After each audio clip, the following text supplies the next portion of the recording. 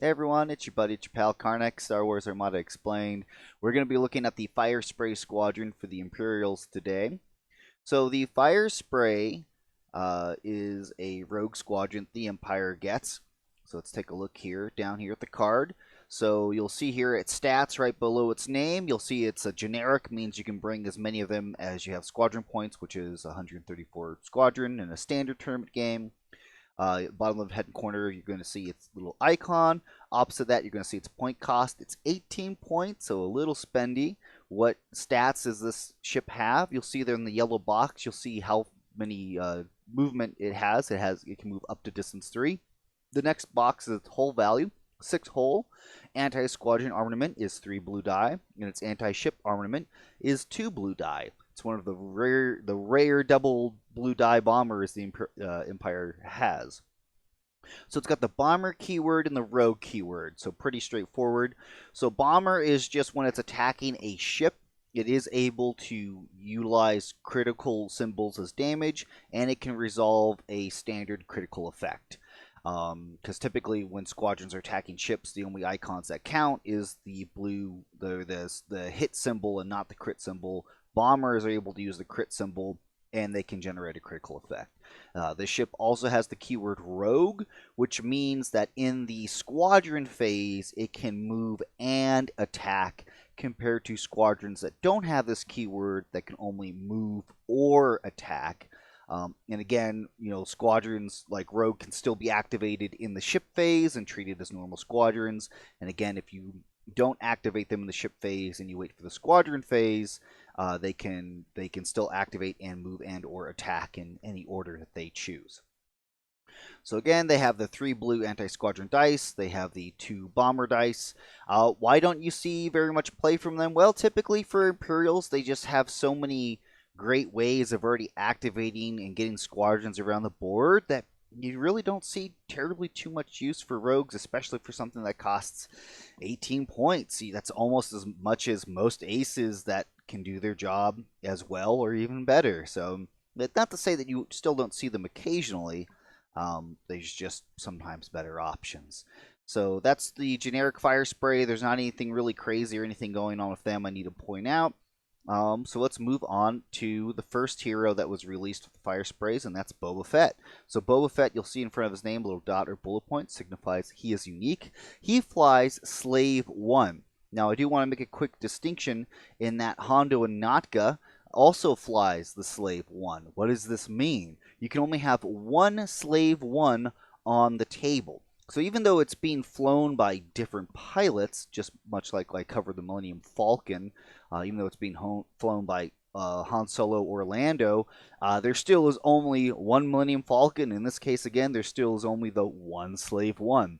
So you can only bring one Slave 1, either Boba Fett or Hondo and Natka, not both. Okay. So his stats for his ship, so he's a double brace ace. He costs 26 points. He's definitely a little spendy, but can move up to distance 3, again 6 hull. He throws 4 blue anti-squadron die, and his anti-ship die is a blue and a black. So he's a bit stronger, for sure. He still has the rogue and bomber keyword, so the only thing that is different is his card effect, which reads, when you activate, choose one enemy ship or squadron at distance 1. That ship or squadron suffers 1 damage. So, how does his ability work? So, if, for example, there is a ship at distance 1 or a squadron, I'm going to throw some squadrons over here. So, since this is a card effect, it's not considered an attack. It is just straight up like, here's 1 damage. So if Boba Fett, for example, was to hit this GR-75 with his card effect, the GR-75 has to suffer 1 damage. It can't scatter it, it can't evade it, or anything like that. Again, it's not an attack where you utilize defense tokens. And as far as I'm aware in Armada thus far, there's no way to cancel or block this damage. It's just straight up like, plink, take 1. And when you suffer that 1 damage, the defender gets to choose where that 1 damage is suffered to, not Boba Fett. So, and you can't suffer this damage like straight to your hull. You do select a hull zone. If there's a shield there, you suffer 1 damage to a shield. if you do choose a hull zone that doesn't have any shields and you choose it to suffer 1 damage, then your hull would suffer, a 1 face down damage card. So in this case, you could say, oh, I'm going to hit the GR75. It says, okay, I'm going to take the 1 damage on the rear. No big deal. But if Boba Fett was to continue to plink this GR75, he could spread that out across multiple hull zones. Or if he wanted to choose the hull zone that has no shields to suffer, again, that 1 damage. To flip that over to the assault frigate, if he was to plink it with the 1 damage, that assault frigate can choose it on any 1 hull zones. And again, you can't use abilities like Major Durlin or Expert Shield Techs, because again, those cards can only be utilized in attacks. And again, this is not an attack. Why am I stressing this? Because people get that wrong all the time. Again, to point out again, same deal with Biggs, Darklighter, and X-Wings, because typically with Biggs around, when attack is conducted, he can kind of shift damage around. Again, this ability is not an attack. If Boba Fett, for example, was to use his card effect on Biggs, Biggs couldn't take that 1 damage and shift it to another escort squadron, like a generic X-Wing, and vice versa. Okay, it's just straight up 1 damage to the target. And that's the biggest reason why Boba Fett is so expensive, is because of this auto plink. Now, the problem with that is that essentially most games, the first round, it's almost always useless.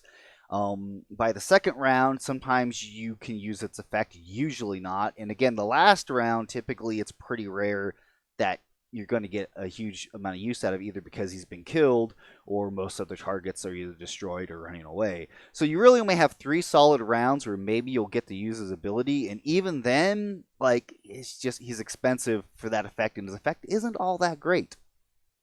So, but if you can throw him in the middle of a dogfight and give him some escort, some protection, that auto plink, it's still damage. Damage is damage. You can kind of get that to get applied over time. It's just hard to justify that when you could just bring somebody else who could be more effective in dishing out damage, like Maul or Mythal.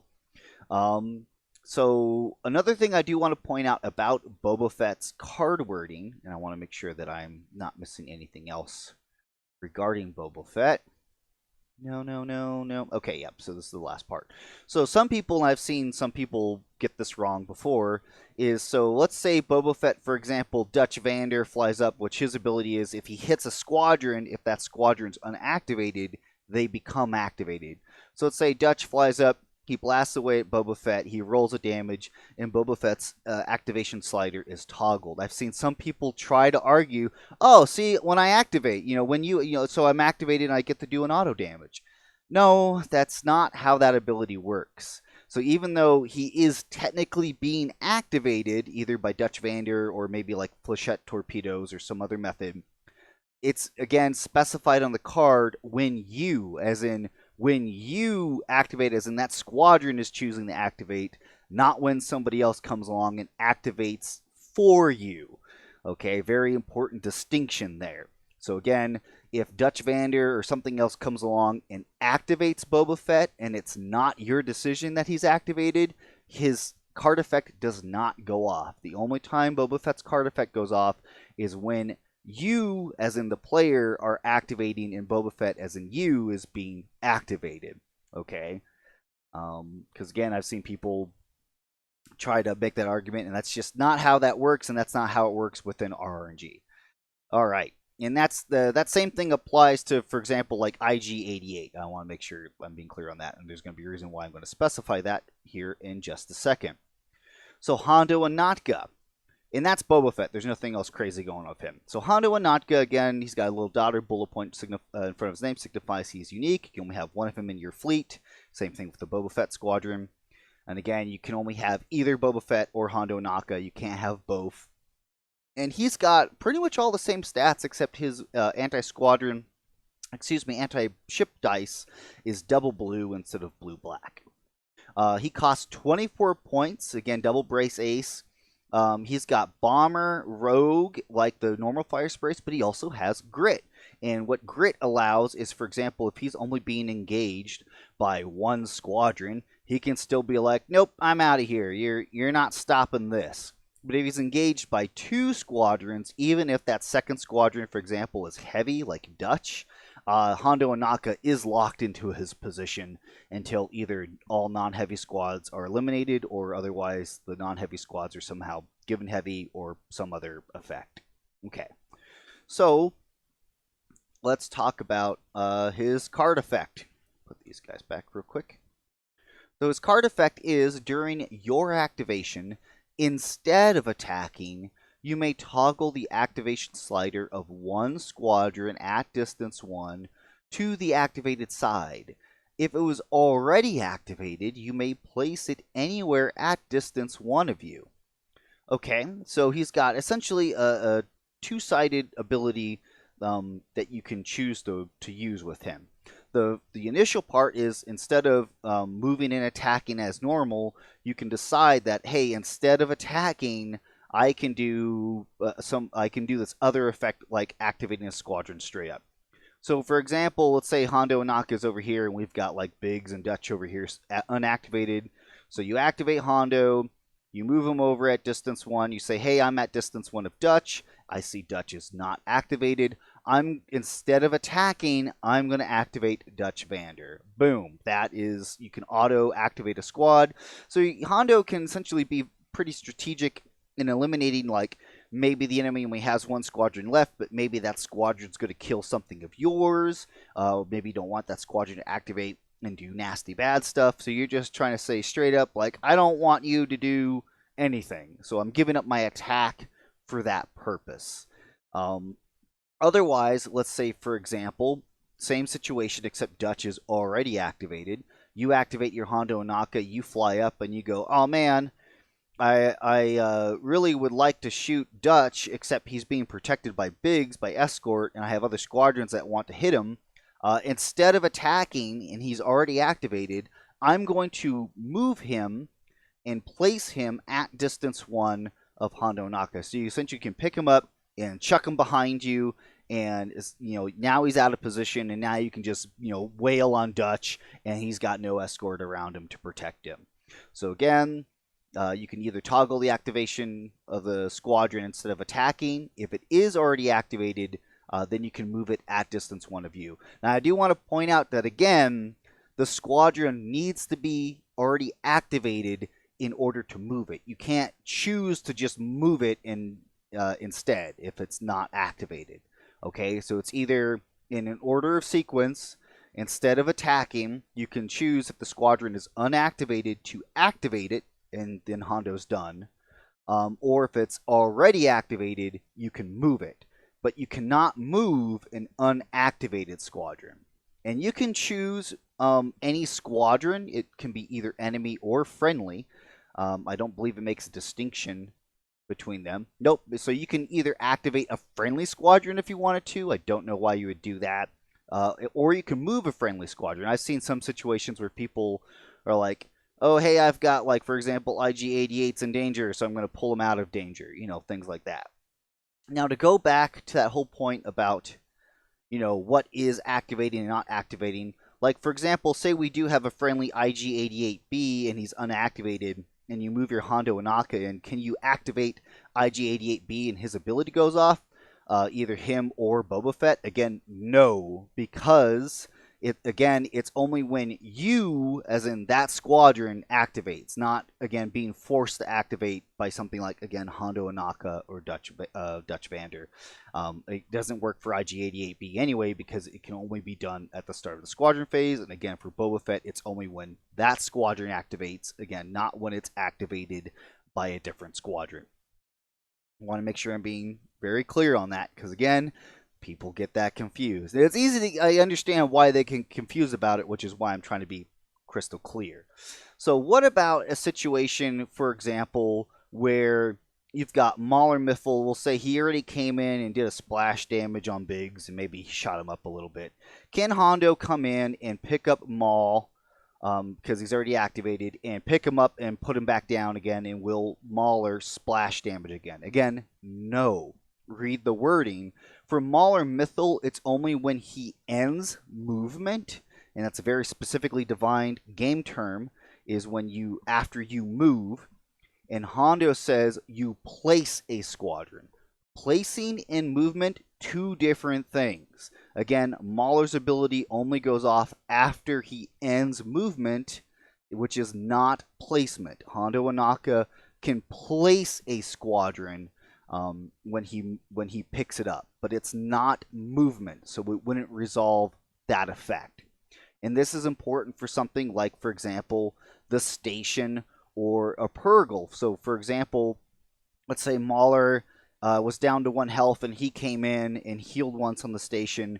Could Hondo come in and pick up Mahler and place him on the station and generate another health? Again, no, because Hondo is a placement, just like, for example, when a ship overlaps squadrons and you're putting squadrons back around the ship, that's placement, not movement, which does not resolve effects of obstacles like the station or the Purgle. So Hondo couldn't come up and chuck a squadron on a Purgle for it to suffer damage. He can't come up and place a squadron on a station for it to heal, because again, those are placements, not movements. Which the moving part is what's essential for it is a defined game term for how that works. Same deal for Infested Fields. If there's a objective token on the station, for example, I don't know if you get the station in that, but we're going to use that for my example. Can Hondo pick up a squadron and place it on the station to claim the token? Again, no, because overlapping can only happen from the end of a movement, not from, again, a placement. So I'm being very clear on this because this is all in RNG and spelled out. All these terms are very well defined. But again, I'm just making sure I'm being very specific in pointing it out and stating why that is. Okay, so that is Hondo Ohnaka. I don't think I missed anything from there. I'm going to, again, double check here. So we've got Hondo. We can only have one or the other. We got that. Yep, covered that he doesn't activate for them to resolve. And again, when he places squadrons, he's not moving them. Perfect. All right, that's everything. So that's the fire sprays and the two heroes, Boba Fett and Hondo Ohnaka. Of course, if you feel like I missed something or got something wrong, please be sure to point it out. Let me know. Otherwise, you guys are fantastic, and hey, catch you all next time.